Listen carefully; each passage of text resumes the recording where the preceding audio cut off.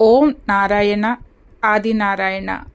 భగవాన్ శ్రీ వెంకయ్య స్వామి వారికి శతకోటి ప్రణామములు. సద్గురు బంధువులందరికీ నమస్కారం అండి. అవధూత వెంకయ్య స్వామి చరిత్ర పునఃప్రారంభం. ఒకసారి స్వామి తలుపూరు నుండి వస్తూ నెల్లూరు చేరగానే, అయ్యా మనము ఆసుపత్రికి పోవాలి అని చెప్పి చేతితో త్రోవ కూడా చూపారు. ఎప్పుడు వైద్యశాలకు పోని స్వామి ఇలా ఎందుకన్నారో ఎవరికీ తెలియదు. అందరూ ఆసుపత్రి చేరేసరికి అక్కడ బుజ్జయ్య అనారోగ్యంతో ఉన్న వారి చెల్లెలు స్వామిని స్మరించుకుంటూ ఉన్నారు. స్వామి కొంతసేపు ఉండి, ఇక్కడ లెక్క సరిపోయింది, మనం పోదాం పదండి అన్నారు. కొద్ది రోజులలో ఆమెకు ఆరోగ్యం చక్కబడింది. నమ్మిన వారికి నమ్మినంత. గొడ్డడి శేషయ్య తన ఆరోగ్యం బాగాలేదని చెప్పుకుంటే స్వామి గుంటగలగరాకు వేళ్లపైనున్న తాటనూరి 3 పూటలా మింగు అన్నారు.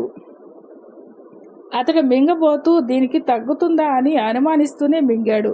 తర్వాత స్వామి, అయ్యా దీనికి తగ్గదు గాని మందు తీసుకో అన్నారు. నెల్లూరులో ఒకరికి 3 ఆడపిల్లలు కలిగారు. 4వ కాన్పుకు ముందు స్వామిని మగబిడ్డని ప్రసాదించమని కోరారు. ఆయన అర్ధరాత్రి ఏ దేవాలయంలోనైనా రోజుకు 3 ప్రదక్షిణాలు చొప్పున 3 రోజులు చేస్తే కలుగుతాడు అన్నారు. కానీ వారి 9 మాసాలు నిండాక బిడ్డ ఎలా మారుతుందని శంకించి ఆయన చెప్పినట్లు చేయలేదు. వారికి ఆడపిల్లే పుట్టింది. స్వామితో కలిసి వేలూరు సుబ్రహ్మణ్యం తిరువళ్ళూరు వెళ్ళాడు. ఒకచోట స్వామి నేల మీద ఉన్న రూపాయి బిళ్ళను పుల్లతో తోసి, దీనితో కర్పూరం కొని స్వామికి వెలిగించు అన్నారు. అతడు దానిని జేబులో వేసుకున్నాడు. తర్వాత 10 రూపాయల నోటుకు చిల్లరిమ్మని అడిగిన తులసవ్వ గారికి ఆ రూపాయి ఇచ్చాడు. ఆ సాయంత్రం స్వామి, కర్పూరం వెలిగించావా అంటే వెలిగించాను అన్నాడు. తులసవ్వ ఖర్చు పెట్టినది దేవుడికే కదా అని సరిపెట్టుకున్నాడు. 3 నెలల తర్వాత ఒకనాటి రాత్రి అతనికి కలలో పెద్ద కర్పూరం గడ్డ మండుతూ కనిపించి భయమేసింది. వెంటనే తిరువళ్ళూరు వెళ్లి క్షమాపణ చెప్పుకుని కర్పూరం సమర్పించాడు. మందల వెంకయ్యకు 1956వ సంవత్సరంలో ఒకరోజు ఉదయం స్వామి దోవలో ఎదురై తల గీరుకుంటూ, నీకొక మాట చెప్పాలి, తర్వాత కనిపించు అని చెప్పి వెళ్ళిపోయారు. తర్వాత స్వామి అతనింటికి వచ్చి, ఇక్కడ మనము చూడవలసినది ఏమీ లేదు, అన్నీ బానే ఉన్నాయి, ఇతడు తెల్లని ఇల్లు కడతాడు అని నేల మీద హద్దు గీసి చూపారు. తర్వాత వారింట్లో ఈశాన్యం మూల గుంట తవ్వించి అందులో పాలు పోశారు. అవి ఈశాన్యం వైపు పారాయి. స్వామి అంతా బాగున్నదని చెప్పి వెళ్ళిపోయారు. నాటి మధ్యాహ్నం వెంకయ్య ప్రార్థించగా స్వామి వారింట్లో భోజనం చేశారు.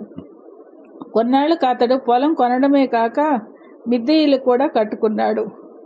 వాస్తు వాళ్ళందరూ కూడా స్వామి చెప్పిన హద్దు వరకు ఇల్లు కట్టేందుకు నిశ్చయించడమే చిత్రం. దేవుడయ్యా చిలకమర్రి వాస్తవ్యులు.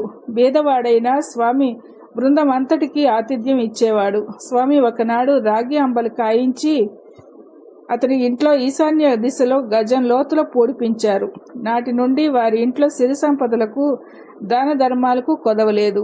సుబ్బారావు గొలగమూడి వాస్తవ్యులు కుమారుడు పరీక్షకు వెళుతూ స్వామిని దర్శిస్తే పరీక్ష పాస్ అవుతావు అని చీటీ వ్రాయించారు. కానీ ఫలితాలు ప్రకటించాక అతని నెంబరు కనిపించలేదు. అతని తల్లి స్వామిని అడిగితే ఆయన పాస్ అయిన అమ్మ అన్నారు.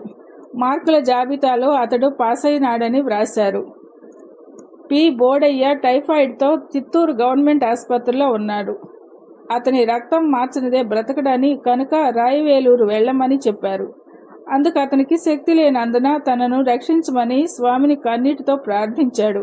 స్వామి అతనికి భౌతికంగా దర్శనమిచ్చి, నీకేం పర్వాలేదు, 3 రోజులలో బాగుంటావు అని చెప్పి అభయం ఇచ్చి వెళ్ళిపోయారు. 18 రోజుల నుండి ఆహారం లేకుండా నీరసించి మంచం నుండి లేవలేని బోడయ్యకు వెంటనే ఎంత బలమొచ్చిందో చెప్పలేము గాని ఆ రాత్రి డాక్టర్ చెప్పకుండానే తమ సామానంతా ఆసుపత్రిలో వదిలేసి 18 మైళ్ళు నడిచి తన స్వగ్రామం చేరుకున్నాడు. ఏ మందు మాకు లేకుండా స్వస్థుడై స్వామి సమాధిని దర్శించి కృతజ్ఞత తెలుపుకున్నాడు. మరో ఆడియోతో మళ్ళీ కలుద్దాం.